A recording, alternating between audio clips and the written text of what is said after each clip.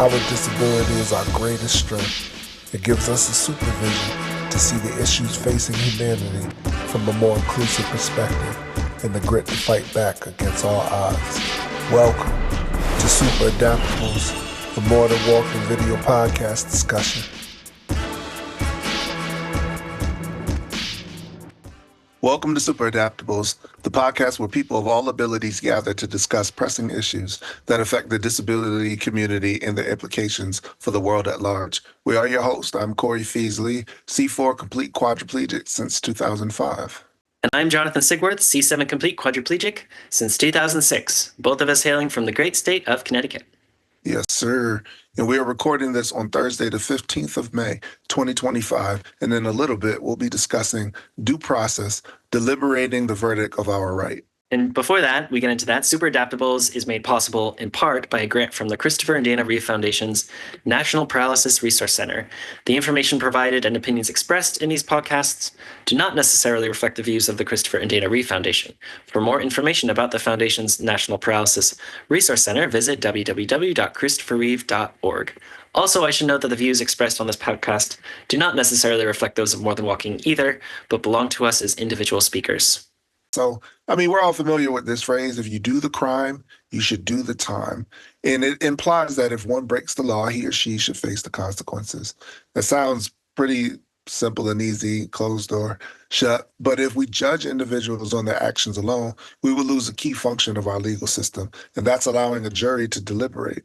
Being able to have your societal peers comb through evidence privately and objectively is core to guaranteeing a fair trial. I mean, in some cases, it's a judge, not a jury, right? But still, due process being the process by which your situation, your reason for being arrested, the accusations leveled at you are reviewed by a judge or a judge and a jury. That's pretty important. But personally, I would rather be judged by 12 than carried by 6. Which referring to experiencing the legal process instead of immediate repercussions that may come in the form of death. Corey, can you explain that to me for a second? Yeah, so essentially, there's a saying, and I've heard it like multiple times, that I'd rather be judged by 12 than carried by 6. So, you want to be in front of your peers being... Oh, in the coffin. Right. You know what I mean? get it. Yeah. Yes. You don't want to just be immediately castrated and just sent to the wolves, essentially, yeah. Okay, yes. I would be rather judged by 12 than carried by 6. So last week we discussed how it's not just individuals being rushed through the legal system, it's entire families, even down to the threat of American citizens being locked up abroad. Is this justice? If so, for whom? Are we setting a dangerous precedent that due process can be altered? So let's debate this issue to examine what you think about our current judicial environment. Yeah, this is a very serious topic. I mean, you're playing with people's lives if you don't give them some type of due process and opportunity to be able to defend themselves if they're accused of something. But with that being said, we want to welcome the other Super Adaptables with us today. And as we call on you, say hello, your name, where you're calling from, if you have a disability, and briefly, what causes are worth protesting over, in your opinion? And Eileen, please kick us off. Hey, I'm Eileen Healy. I live also in Connecticut. I have a disability. I think that there are lots of causes that are worth really fighting for, especially right now. And a lot of this overlaps with the discussion around due process and people with disabilities. So I'll be really curious to see what others think. Awesome. Thank you. Mark. So I'm Mark. I live in South Carolina. I had a spinal cord injury 39 and a half years. And what causes are worth fighting for? Man, that's a long list. There are certainly a lot of causes to fight for today with, looming Medicaid cuts and possible Social Security cuts and housing subsidy cuts, and just so many rights are being questioned today. And for that matter, even the court's jurisdiction is being questioned. So many, many things to fight for today. I'm sure we'll talk some more about that later. Indeed, indeed. Harley. I'm Harley. I'm in the state of Texas, and I'm a C7 incomplete quadriplegic due to a diving accident on my 19th birthday in 1994. And next month I'll be celebrating my 31st anniversary of life. So, and as for things that are worth fighting for, oh my goodness, like Mark said, the list is there's just a plethora of things worth fighting for. Definitely the Sixth Amendment, the amendment of due process, is one to uphold, because without due process, where do we stand in the judicial system in general? Indeed, indeed, you're right. And Bernadette. I'm Bernadette, D10, D9, incomplete spinal injury. I'm from Kenya. We're talking about law, which I don't think they exist in Kenya. We survive through hard work. Okay, there are some laws which allow and take care of the disabled, but it's very hard to reach them. So you have to try your best to reach the law, and it is also very costly. Thank you. Yeah. And last, Vicky. Well, America used to be the land of opportunity, and we thought we were exempt from all the struggles from places like Kenya. But it seems as if we're moving more and more in the direction of lawlessness. It's like I have a hard time getting through the newspaper every day. I just sort of skim, and I'm looking for positive articles, and or my emails. There are too many causes worth fighting for right now. It's really, really hard to know what, if anything, we can do. What power do we have? I know, John, you guys were up in the Hartford recently. Did anything come of that? Next Tuesday, the Nonprofit Alliance is going to be protesting here just in Connecticut for giving money to the nonprofits. But it's like in the states, in the federal government,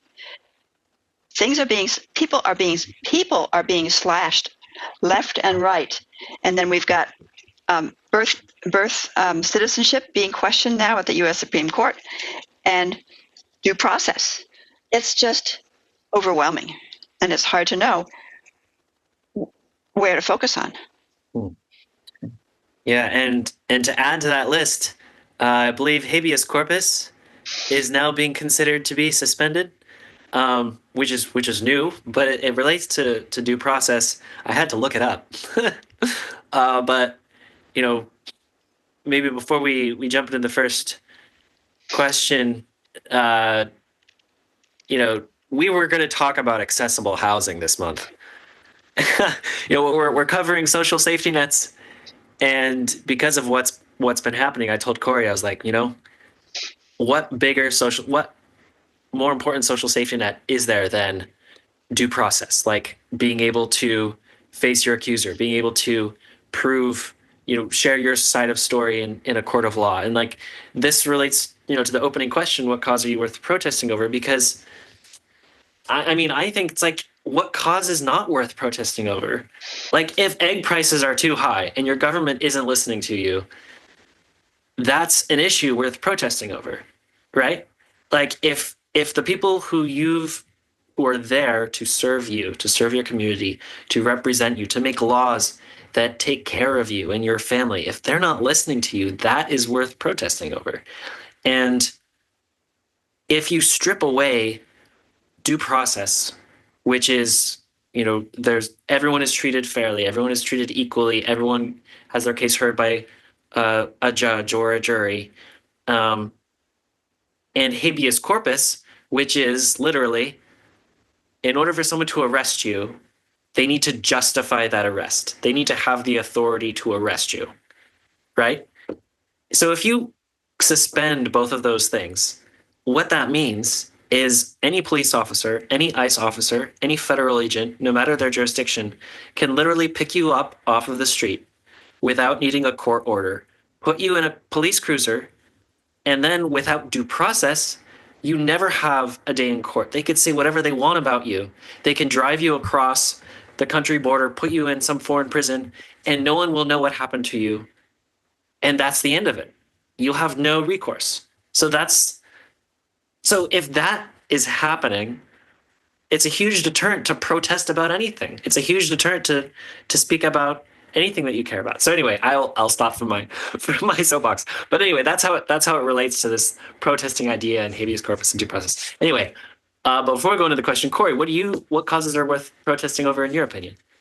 And definitely, all that kind of affects or impedes this idea of, life and liberty and pursuit of happiness, right? I mean, that's kind of embedded in our language from a constitutional standpoint.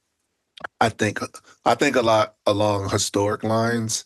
The fact that we are even a nation is because people rose up against tyranny, right? People have long protested in this country from sit-ins to boycotts to picketing on various streets and avenues, shutting down highways.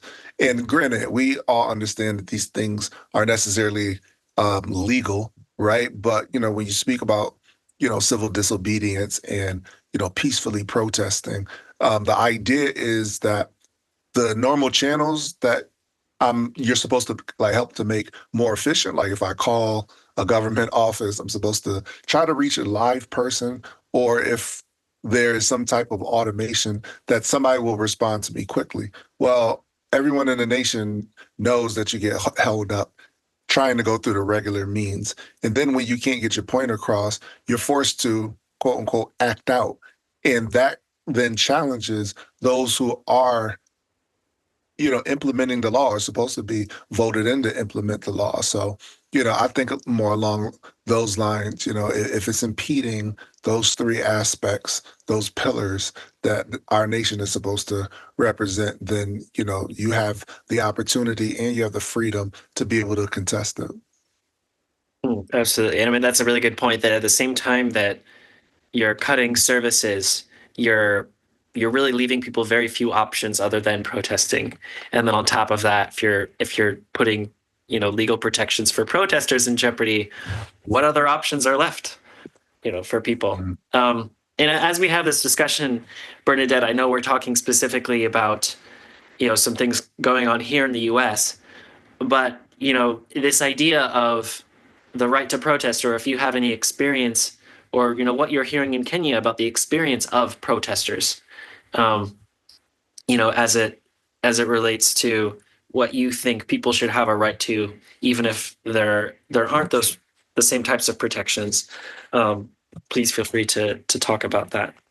So the first question that we want to get into, part of the president's oath of office is to protect and defend the Constitution, which clearly says that any person in the United States, not citizen, has the right to due process. Recently, the president was asked if he would uphold the Constitution regarding this for migrants. And his response was, I don't know. What is your view of due process? Do you think this should only be an entitlement for everyone in the US, or only some, and under what circumstances? Corey, I'll let you answer that question first. Yeah, I mean, due process is essentially having the ability to say, okay, I have been arrested and or charged with some kind of offense, and that I have things like the right to an attorney. I have the right to remain silent, and I fully understand that anything that I say can and will be used against me in a court of law. So even if you jail me, I still may be able to get let out on bond.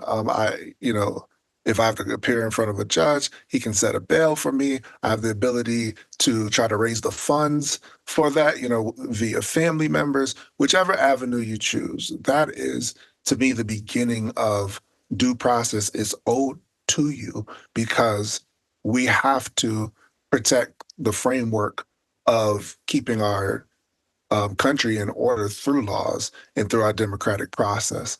Um, I don't think it's an entitlement just for you know everyone. Only if you're a U.S. citizen. I think that anybody who gets arrested should be able to have access to some type of legal system that's going to be impartial. Um, and not so motivated by your own personal um angst against whatever establishment or against this group of people or what have you. Everybody should get that fair shot, in my opinion. I agree Awesome. with, I'm sorry. I agree Oh, with go. Corey. I think that this is a very slippery slope. If we look at Kilmar Garcia, who apparently had an asylum order to remain in this country, and in the beginning, they're telling the world that, oh, we made an administrative mistake, and suddenly they're coming up with all of these other reasons that he needed to be deported without any due process. Due process would have allowed him to defend himself. And I think the thing that scares me more than anything, especially with what's going on right now, is at what point do we say, well, people with intellectual disabilities, they really can't defend themselves. So if they commit a crime, we'll deport them too, or lock them up. Um, I I really do worry about that. Yeah, I mean, there is a through line, right, where the dehumanization of undocumented immigrants, the dehumanization of foreigners, the dehumanization of people with disabilities. One justification of skirting due process and just not dealing with it is because it takes too much time, right? It's too burdensome. It's not efficient enough. Those same justifications are the reasons for cutting healthcare to millions of people, cutting healthcare to people with disabilities, for cutting services to people with disabilities. It is too burdensome. It is not worth it. It takes too much time. It takes too much money. It's not efficient. And so you see, like, what is the value of a human being? I'm sorry, but I I do think that human beings are pretty high maintenance in general, but we are still worth it, right? Uh, so thank you for sharing that, Eileen. And that case is, we all need to continue following that. We all need to continue raising the alarm and not let that uh, disappear from the headlines, disappear from our conversations until it's resolved. Because Garcia's case, that is the test case for all of this. Harley, would love to hear your view on this. I've been listening to everybody in there. It seems like there's so much being spoken about. Exactly what are we talking about? Oh, the first question. What is your view of due process? Do you think this should only be an entitlement for everyone in the U.S. or only some, and under what circumstances? Well, I mean, even if you're not an absolute, American citizen yet, if you're going through the correct process to become one, then I absolutely believe that you are entitled to, due process. Now, if you're here illegally, sorry, you don't belong here, and you should be deported. Just like if we were in another country illegally, they would deport us from there. I believe that we should have similar standards as other countries on that part. But as for due process, anybody, like I said, even if you're here on a work visa, Sixth Amendment, you deserve that much, whether you're on a work visa, passport, as long as you are here, then you deserve that. But like I said, if you're here illegally, then I believe that you should be just sorry, gotta go, But otherwise, yeah, I mean, without due process, how are you to be heard? How are you to prove your innocence? Because back in the day, it used to be you're innocent until proven guilty. Well, in all my years and all my friends that have been arrested and myself who got arrested and almost went through the system, you're guilty until proven innocent. It is not like they say at all. And it's a pretty scary process because, like you were saying, you know, they could take you somewhere and then you're lost in the system, and God knows when you'll be found again, if you're even found again. I've seen it with many people that I've known firsthand. You know, even had a friend disappear for years because they got lost in the system. Things fell through the cracks. Somebody didn't give the correct paperwork to someone else. And so, yeah, I believe wholeheartedly in due process. I mean, it is to me, it's the cornerstone of the judicial system here in America. So absolutely. So Harley, just a quick follow-up question. How do we know if someone who is deported was here illegally if they do not get due process? Oh, that's why they need due process, to find out if they have been here, if they have turned in an application. You know, at least hold on to that person until you can investigate. Somebody needs to do, pardon my language, somebody needs to do their dang job and do some investigating instead of just like when I was working with the legal system, when I was going to the courts doing father's rights advocacy, trust but verify. That was always our motto: trust but verify. If the person says, look, I've turned in an application, look, I'm here on amnesty, I'm here on asylum, then do your job and look hard. Don't just, say, oh, well, I don't see it right here before me there, therefore you got to go or whatever. Yeah, absolutely. I mean, and that's kind of one of the frustrating things, right, about the Garcia case is this person was here. People knew him. He was known to authorities. He had permission to stay. He was protected from being deported. And because he didn't get due process, other things that were not relevant, like what is it called? A protection order issued by his wife, from several years ago that she then dropped, was put in the news as justification, but never in court was it brought as legal justification for his deportation. I believe we failed him. Yeah. I believe wholeheartedly that we failed Garcia. Yeah. And it's just so important for us to understand that like when, the argument right now is that it's only for citizens, and we're not saying that everyone who comes here illegally needs to stay, but we are saying that all of us, no matter where, if you are on American soil, I want you to have due process. But Vicky, go ahead, share your thoughts. According to the AI overview, when I put in due process in the Constitution for non-citizens, it says the 5th and 14th Amendments to the U.S. Constitution guarantee due process to all citizens, to all persons, not just citizens, meaning non-citizens, including immigrants and undocumented individuals, are entitled to due process protections. And to me, it's just like we should be protesting 24/7 and just making different placards and just sort of sitting in the Capitol. The only way to protest is for a massive group of people to just be sitting in front of the White House lawn 24/7, maybe going in shifts or something. But we've got to get organized, because what's happening is so intense that the Constitution is being disregarded flagrantly multiple times a week. There are too many things. Garcia is only one situation. Just so many things going on that we need to just be. It's like we have to stop. We have to stop what we're doing, and just be protesting and setting up protest camps and going in shifts. We've got to get organized. And how are we going to do that? Because this guy is not. It's just not one person. That's the scary thing. It's this whole slew of people that are too scared to stand up. And it's like, where are we going to get organized? I mean, he's just decided NPR is not going to be funded anymore today. He wrote an executive decision. So it's another worthy protest. Yeah, well, it's still going, and remind everyone to listen to Where We Live for today's How do we get that? How do we get it? Yeah, well, it's still going on. We have to donate to organizations like NPR.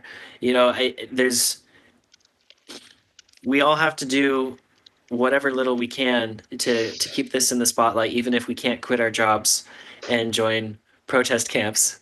You know, we have to keep doing what we can do.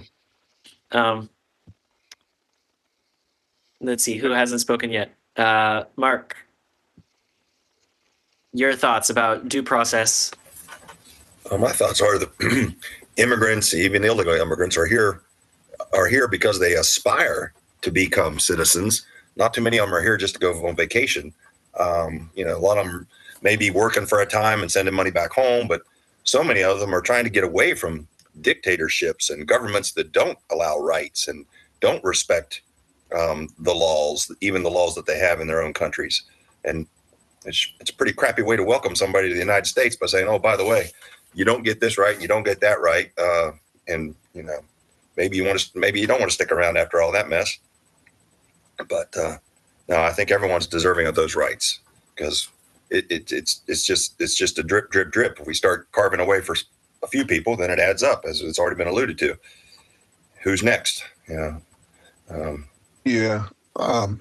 I think you're absolutely right about that. We're just underneath this guise that it can't happen here. But, as I, pitch it over to Bernadette, in 2024, 54 Americans were wrongfully detained or held hostage in 17 countries. And this is according to the James Foley Foundation. And if you guys remember James Foley, he was the war correspondent for a media outlet. And he was one of the first people to actually be beheaded by ISIS, right? That's no trial. That's being detained. You can go on. Mark Fogel, detained in Russia. Finally, and that was in 2021, got released in 2025. Brittany Griner, she was also detained. And, these are offenses that we look here in our country. We say, okay, they're not that bad anymore. So we don't, you can get a fine for, holding marijuana or something of that number. But, in other countries, you're locked in cages and put in display. So the real question is, what's starting to separate us from what's going on elsewhere and abroad, when there's images of us locking people in cages, yet we're supposed to be the, land of the brave and the home of the free, right? So Bernadette, and from a Kenyan perspective, what does due process look like in your country? Okay. Listening to what you're talking about, I'm wondering what is happening to your country. Okay. In Kenya, okay, there's a lot of unrighteousness, but there's a lot of protesting. So because of protesting, most of the readers fear for people to protest because they lose their popularity. So what they tend to do, if there is an unlawlessness, they tend to act. So that is what is happening in Kenya. Because of laws not being followed, people are tending to protest. And when the people protest, the law take effect.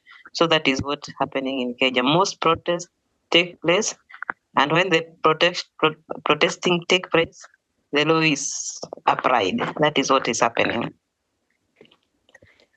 Bernadette, you mean protesters are protesting that the government isn't following the law? And so when the protesters protest, the government starts following the law. That is true. That is what is happening in Kenya. If you don't protest, if you just keep quiet, there's nothing which is not to be done. So most people in Kenya fear protesting, our readers. So what happens if they hear there's any protest, they act. If there's a law which has been broken, they review it back and start working on it. So what is helping us here is protesting. And how do people feel safe in Kenya when protesting? Do they trust that the government will listen to them and not arrest them or do violence against them? How do protesters feel? Does it feel safe? Okay, I think because of lawlessness, there's no law followed in Kenya. People are not afraid of protesting. Okay, with the disabled people, they do, but they risk a lot. But because it's only thing the government can hear, so people are not afraid. They are moving on. Okay, some are injured, but we are trying. That is what is making the road to work in Kenya. Thank you. So it sounds like protesting is a pretty normal way of getting things done in Kenya. Maybe we should do a little more of that here. Jonathan, Yes. but hasn't our protesting to some degree been affected by due process? So you've got the students that were protesting and they were arrested and locked up. So where's the freedom of speech? What if it were an American? Would they have due process to be able to protest legally? I think that's the part that Yeah. we're starting to tread into that water. Just like the individuals who are protesting in their wheelchairs at the Capitol, right? Well, Yeah. and sorry, go ahead, Corey. No, go ahead. I was gonna say, they're already talking about, looking for other countries to deport American citizens, the worst of the worst. And people who are protesting and speaking out about foreign policy issues that they care a lot about, like the war in Gaza. Some people believe a genocide is going on. And so, of course, if you believe that, you're going to protest about it, right? That's why some of these students have been arrested, because their brothers and sisters and families back home are dying in the thousands. And they write an op-ed about it, and then they're put in prison and called terrorist sympathizers.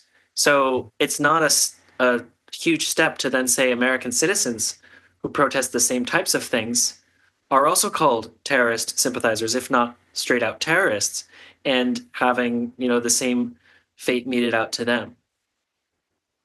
I would stretch it even further to say if we're protesting against things that the current administration does not want. I think that that's where we're also going to start to see people who are not being entitled to their rights. Domestic terrorists. Yeah, but we're not really domestic terrorists. We're fighting for our rights. If we're going in, we're fighting for Medicaid and not to be cut, I don't think that's terrorism. I think it's advocacy, but people won't like it. Yeah, no, it is a slippery slope, for sure. It's a huge challenge. Just moving on to question 2, and question 3, just for the sake of time. So, have you ever done something or know of someone who has benefited from the assurance of a due process system, whether while in the U.S. or traveling in another country? So this could be attending a protest, speaking out on an unpopular belief in public, or simply going out into the community and relying on a local police force and justice system to treat you fairly. Yeah, no, it's scary. It is really scary what's going on out there in the world right now, because if you, like, I've seen videos and interviews and stuff about parents sticking up and fighting for their children's rights to an education versus an indoctrination, and yet they're being called terrorists. They're being hauled out of meetings by security and stuff, or they're just being blocked out of their children's lives pretty much if the child goes to a public school. And it makes me want to step back from what I do, because, my advocacy, I go out there and I speak up, hey, this ain't right. This ain't right. And it's like, how far am I going to go before I get a target on my back for only doing what's right? I mean, that reminds me, there's the ability to protest is so fundamental to any working democracy, whether you're here in the U.S. or elsewhere. And there's a lot of talk about the U.S. being a very divided nation, and it is. Like, even we may have different political views here on this podcast, but we all deserve the right to protest, right? We all should be able to speak out whatever our unpopular belief is in public, in a community setting, and not fear for our lives, not fear for our freedom, so that we can have debates, so that we can change, so that we can learn from each other. And sometimes that can feel really uncomfortable, but it's kind of like the bedrock for anyone to be able to speak their mind in public. Real quick. Yeah, here's the catch. Okay, when we're advocating like you guys do and like I do and a lot of us do, when is our advocacy and advocating possibly twisted and seen as a protest? Well, I love protests. I love debates. I'm reading as you guys are talking, you guys are giving great feedback. But I'm reading like on a website here and some of the comments that people kind of make when you say, when is our advocacy seen as a protest? I think it's because there's just so much division amongst party lines. A lot of people believe that even what we're trying to protest against is just some kind of lie, right? There's no lie that they want to make cuts to fund tax cuts. So they want to cut one program versus the next. That's not a lie. There's always implications and things that can affect us from one thing to the next. That's not a lie. That's something real that's actually happening in real time. But, Mark, how about you? Have you ever done something or know of someone who has benefited from the assurance of a due process system? Well, I've gone to a few protests in my day, and I've always been comfortable going to them because I've always known that the Constitution would back me up. I wasn't worried that the cops were going to run down and start shooting up the place, or we were all going to get arrested and thrown in jail and not heard of for months or ever or whatever. I've always felt very comfortable in attending something like that. And Harley's comment just a minute ago reminded me, my organization that I work for, ABLE SC, we do an annual advocacy day at our state capitol. And it's this year, this is the 9th year that I've attended. And I almost always have the same job, which is being out along a very busy road that's in front of the Capitol, holding up signs and trying to get people to honk their horn and support or whatever. And been doing it for 9 years. This was the first year somebody driving by flipped me the bird. And multiple people saw it. And I was like, that guy just flipped us off. Now, he had no idea why we were there. He didn't, but because he was driving by, 30 miles an hour. He didn't have time to read the signs or have any. He was driving a dump truck or pulling a piece of equipment. He just assumed that we were there protesting the current president, because there have been some protests up there about that. So I'd be willing to assume that he was assuming that. And he just drove by and flipped the bird to all of us as he drove by. And then another guy drove by later and screamed out something about Trump. But he was, yay, Trump, yay, Trump. So that's the different environment that we have today. It's never, like I said, 9 years and it's never had anything like that. That goes to your point, Harley, when advocacy is twisted into protests, and when protesters are seen as bad, like inherently, it doesn't matter what you're protesting. If you are protesting, you are on the wrong side. And that is a very, very dangerous world to live in. Bernadette, have you ever been to a protest yourself, or have known someone who went to a protest? Okay, for people with disability, it's a great challenge. But we do, one time I was there, although it is dangerous because police are everywhere. But what is happening in Kenya, you protest, the government will listen, but the time will be caught when you're not in that group protesting, they will take action against you. But what people do is sometimes they try to, after protesting, you try to hide it. Okay, they look for you, but you have to, for something to happen in Kenya today, protesting is what is helping us. Okay, the police are everywhere, but they're also afraid because they'll be victim of the citizen. So it's helping in a way, although sometimes it is costing people life, but at least the government listen to that and they take action. Well, so you can protest as long as you hide quickly afterwards. Yeah, we are protesting, but you're not in the front line. Yeah, you try to be. you protest. But because people, when they hear there is a protest in Kenya, most people, because they have been suffering a lot, so they take action. If they, like we had we call them Gen Z, the young generation. They were the one who were protesting against no rule of law, and there were very many outside protesting. Okay, some of them were caught and killed, but at least the government acted on what they were protesting on.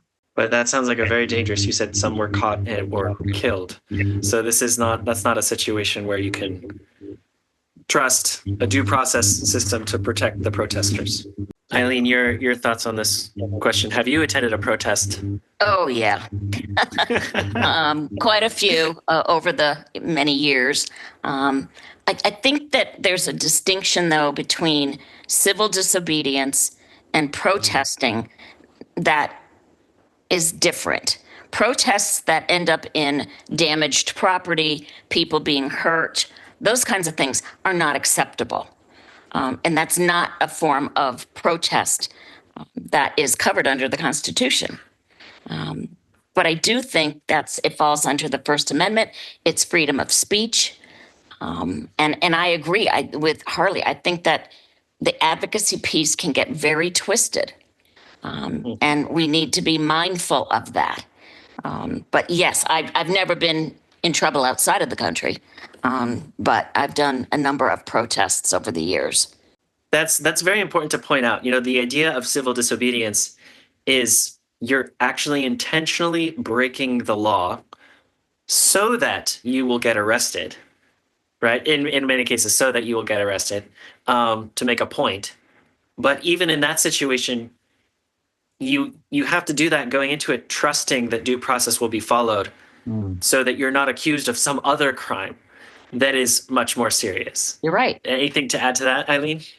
Yeah, and truthfully, there was a protest a number of years ago outside the governor's office at the Capitol here in Connecticut, and people were peaceful, everything was fine, but they were asked to leave. They said no, and instead of arresting them, they all got summons because they have no capacity to take a bunch of wheelchair users to jail, and so that stuff kind of gets all messed up together. I mean, I look at the January 6th protests. Those were dangerous protests where people got hurt. The protesting that most of the disability community does is more peaceful. It's expressing an opinion. It's not beating somebody over the head with a stick, though we might like to at times. But Although we have occupied some government buildings in the past. Yes, we have. But like even with saying that, right? I mean, that is like, apples to rotten meat, right? Like the January 6th would have been fine if you gathered in belief that the election was stolen and that, this was an unfair process, and you voiced your opinion like that. That would have been fine. You had 10,000 people gather. I'm cool with that. It's when you take that, you turn it into the same violence and tearing down, not any neighborhood, not any set of stores. It is literally like imagery out of a novel. You tore down an institution. That's vastly different than protesting a policy that can cost you your life. You attack the very thing that you say that you defend, law and order. Those police officers. Mm-hmm. One had a heart attack, right? Mm-hmm. People lost their lives believing that something existed. You know what I mean? So it's like, I think we definitely have to draw a line between, like John said, civil disobedience with the intent that, you will get your day in court and that you will get your point heard in a civilized manner versus protesting, becoming extremely violent and being hypocritical, as well. I agree. And I think you're right. If January 6th had stayed as just a protest over what they believed in, this would have been a very different story. It turned into something much bigger and terrifying, quite honestly.